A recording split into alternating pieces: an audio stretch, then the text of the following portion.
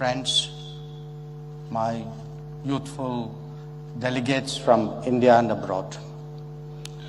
Let me first of all extend my warmest greetings to all of you, my welcome at the first event of the 17th Pravasi Bharatiya Divas Convention, which is the Youth Pravasi Bharatiya Divas. We all know why we are here. We are here because in the I would say memorable words of the Prime Minister at a legendary diaspora event, he said that "Hamara to khoon ka rishta hai, passport ka nahi." And that one phrase, I think, captures the entire complexity of a relationship that we have today with 34 million people of Indian origin and non-resident Indians abroad. And that is what brings us here every 2 years for this convention. So even as we meet here, there are many who are not here with us today, but who are watching it, who will take heart from what we are doing, who will be enthused by the renewal of this relationship. And so that is a larger emotion which will definitely be in all our minds over the next 3 days. We are also gathered here as India marks 75 years of independence and prepares for the next 25 years ahead. This is an era where we are increasingly confident about our prospects, and when we seek to connect more closely with the Indian community, with the international community. And that is why I'm particularly glad to see that the guest of honor today is from our Quad partner, our Indo-Pacific partner, Australia. Today's session is devoted to assessing the progress in connecting with the diaspora, and obviously with a special focus on the role and contribution of the youth.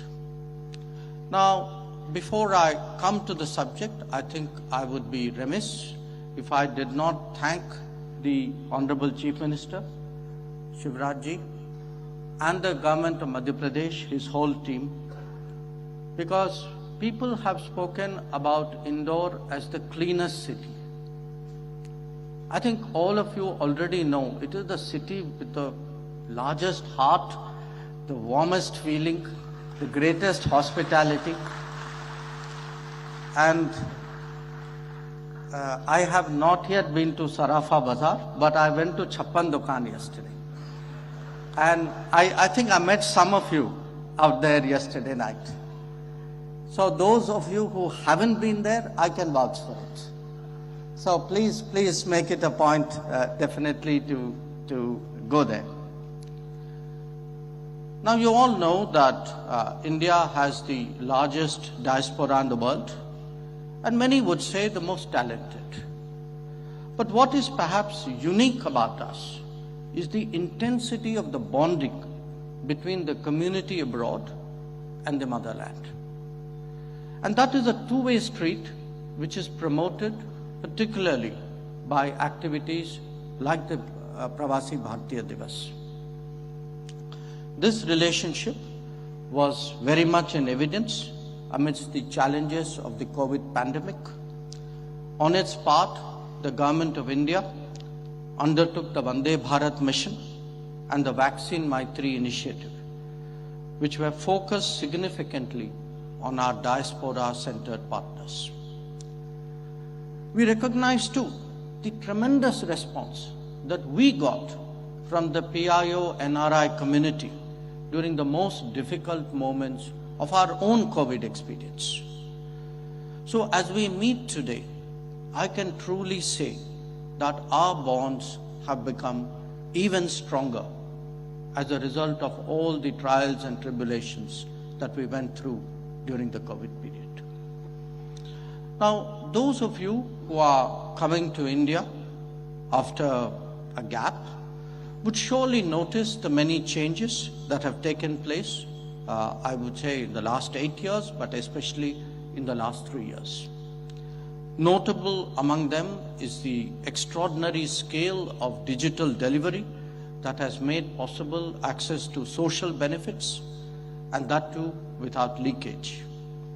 Equally evident is the improved health infrastructure, and indeed the greater awareness and expectations on that score. You would also see enormous infrastructure activity. In fact, as you come in from the airport, you can see the construction which is going on. And these are propelled by the Prime Minister's Gati Shakti initiative. But most of all, you would sense the optimism in our society and the highlighting of the role of the youth.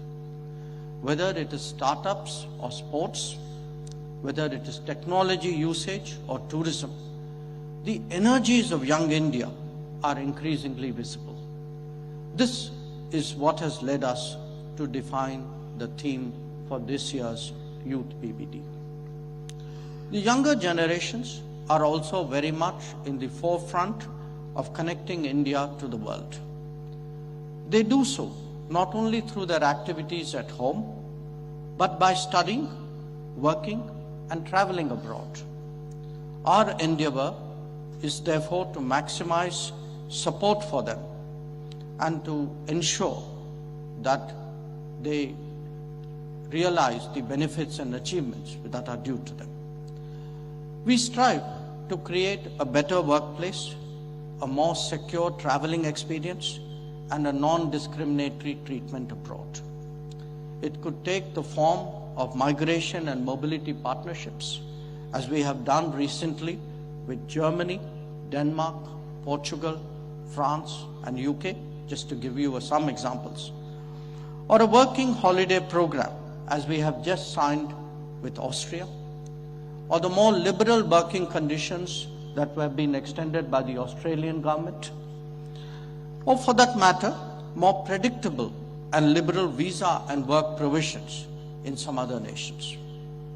It may be the services and support provided by the Indian Community Welfare Fund, or even something as simple but as important as the swift replacement of a lost passport, and the more efficient rendering of consular services. The redressal of grievances in a transparent manner through online mechanisms like Madad is by now well established. The biggest difference, however, is the higher standing of India and the stronger relationship that we have established with virtually every nation that hosts our community.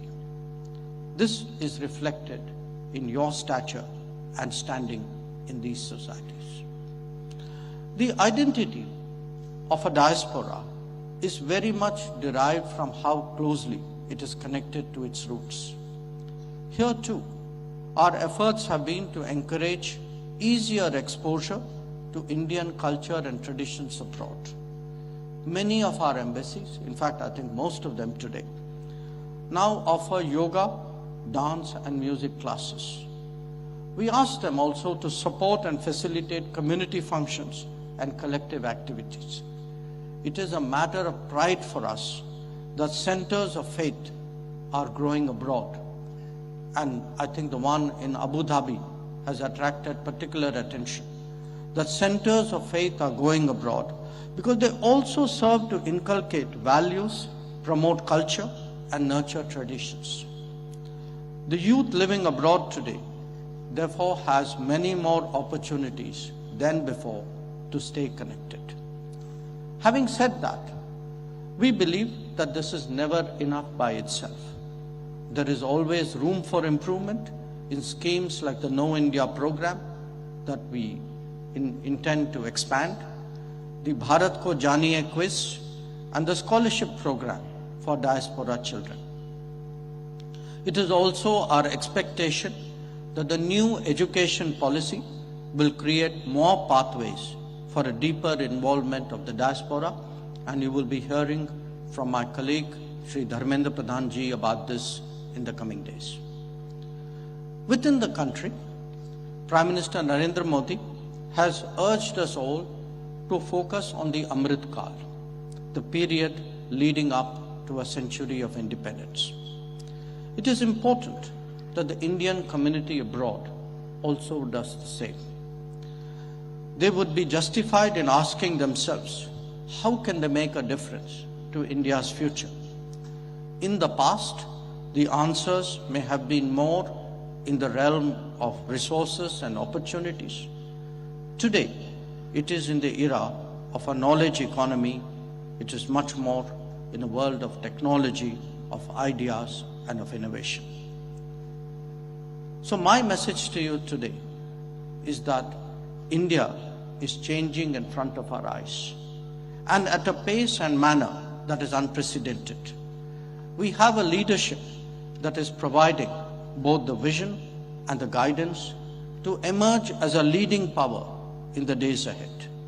I'm very confident that the Indian youth at home and abroad will take up the challenge and help to propel this country to greater heights. Thank you.